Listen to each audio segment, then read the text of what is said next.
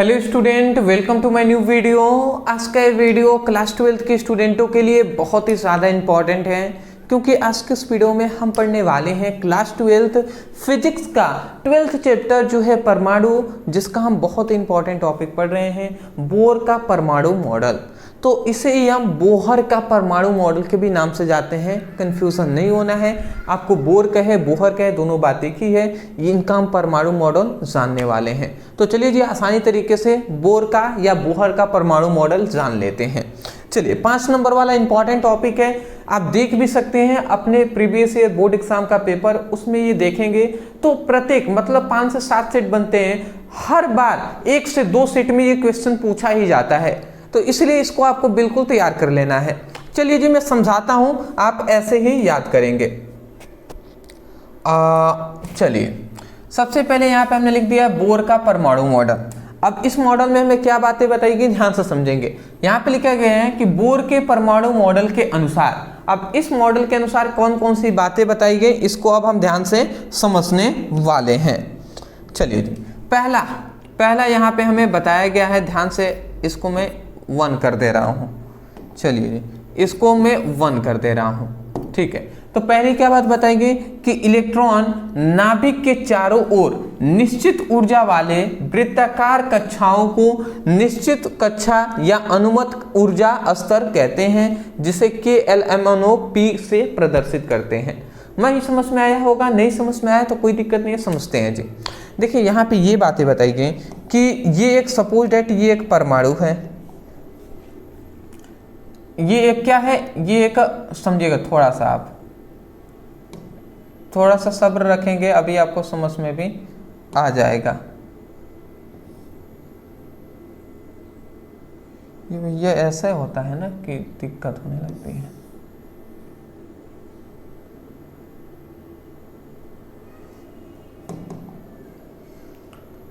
Figure कहाँ पे हम बना दें, चलिए जी, मैं अपने हाथ से ही बनाता हूँ।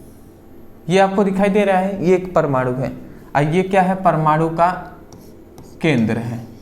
अब इतनी बेसिक बात है, हम इतनी बेसिक बात जानते हैं कि परमाणु है तो परमाणु के 4 नाभिक है, नाभिक के चारों ओर ये कक्षाएं होती हैं, ठीक है जी। तो यहाँ पे हमें ये बात बताया जाता है। अब कक्षाओं में क्या होते हैं जी, कक्षाओं में इलेक्ट्रॉन घूमते हैं, कक्षाओं में ये इलेक्ट्रॉन इस तरीके से होते हैं। ये बेसिक बात है, ये इतनी बात आप जानते हैं।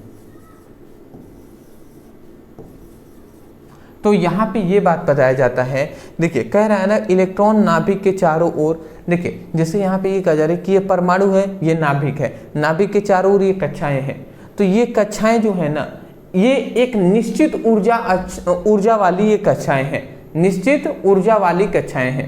निश्चित ऊर्जा मतलब क्या है कि ये मान लेते हैं पहली कक्षा है, ध्यान से आप समझेंगे अगर, तो सपोज दैट ये पहली कक्षा है, ठीक है ना, ये पहली कक्षा, अरे भैया क्या होता है, ये पहली कक्षा हो गई, ये दूसरी हमारी कक्षा हो गई। इसके बाद अब मान लेते हैं कोई और अगर इस तरीके से है तो वो तीसरी कक्षा हो गई।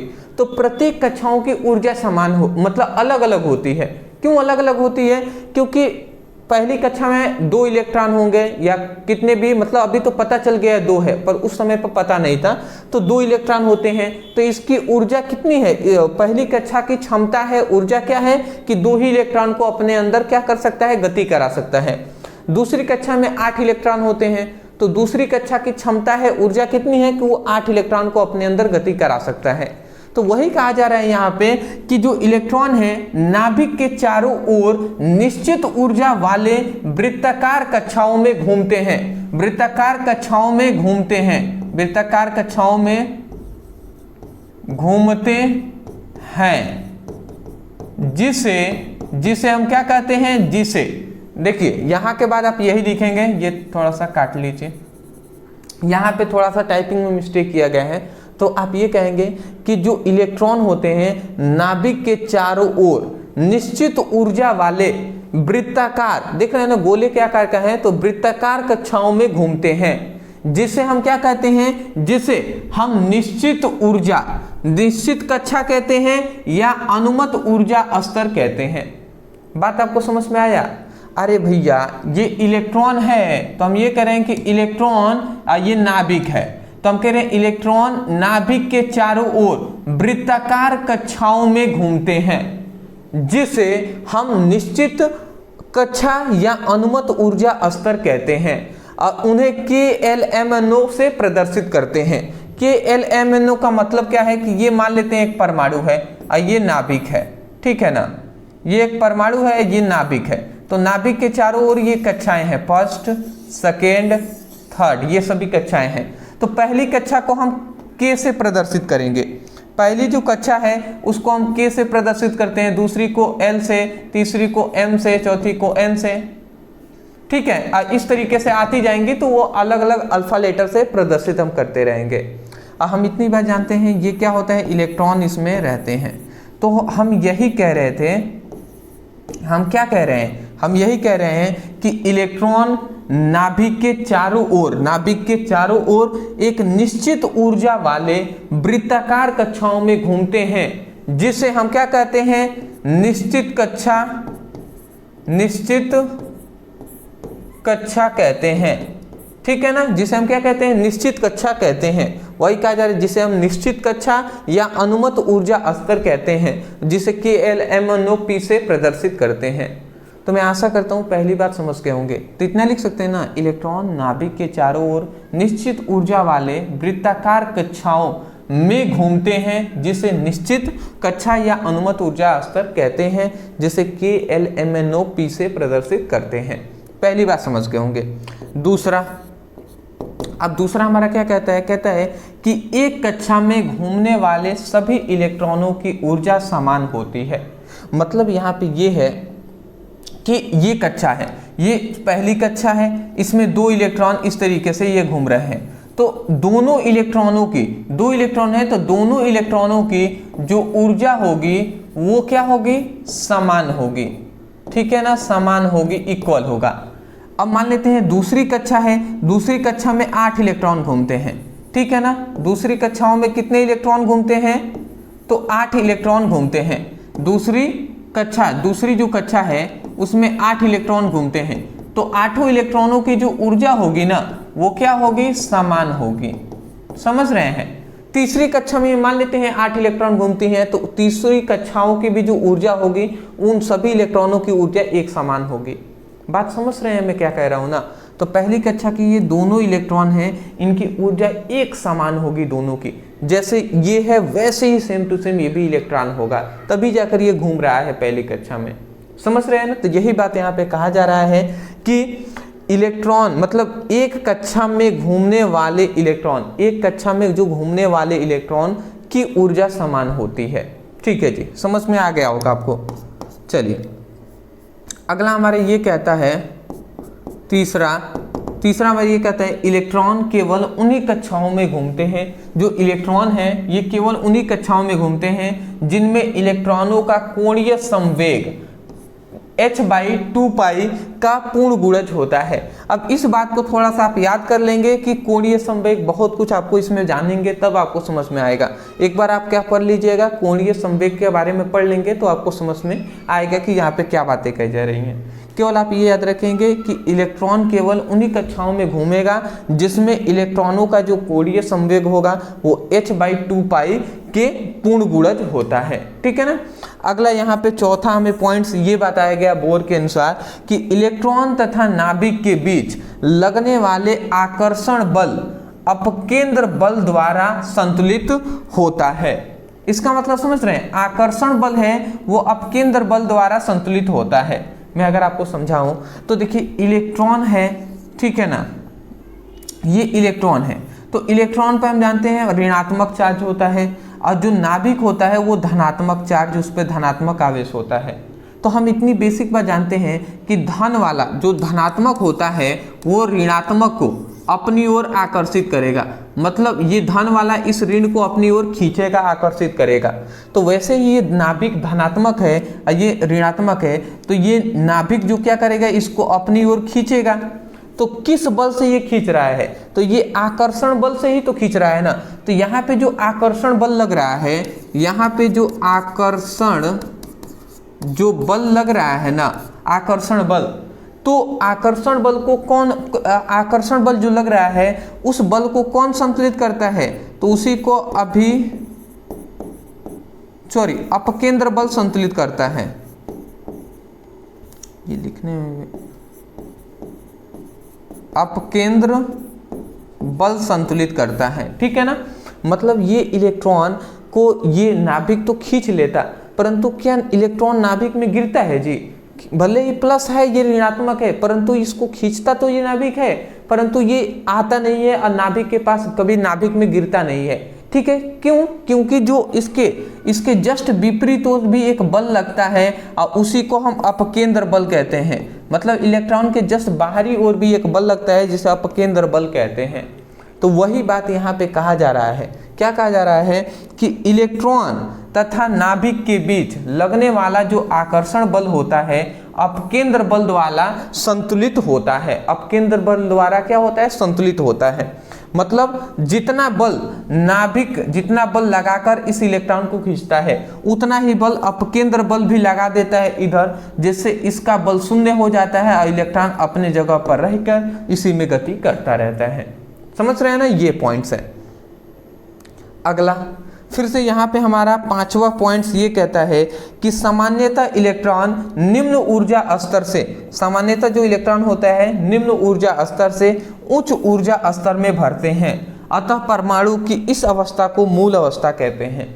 मतलब यहाँ पे ये कहा जा रहा है कि जो इलेक्ट्रॉन भरते हैं, इलेक्ट्रॉन जब कक्षाओं में भरते हैं तो निम्न ऊर्जा स्तर से उच्च ऊर्जा स्तर में भरेंगे। इसका मतलब सिंपल सा ये है ना कि पहली जो कक्षा है, ठीक है, पहली मान लेते हैं पहली कक्षा है, तो पहली कक्षा में 2 इलेक्ट्रॉन भरेंगे, दूसरी कक्षा में इससे थोड़ा सा अधिक इलेक्ट्रॉन भरेंगे, जैसे 8 भर गए, तीसरे वाले में फिर से इससे थोड़ा सा अधिक इलेक्ट्रॉन भरेंगे, चौथे में इससे अधिक। तो मतलब क्या है कि प्रत्येक कक्षाओं में इलेक्ट्रॉनों की संख्या धीरे धीरे बढ़ती जाएगी, निम्न से कम से शुरू होगी उच्च तक जाएगी।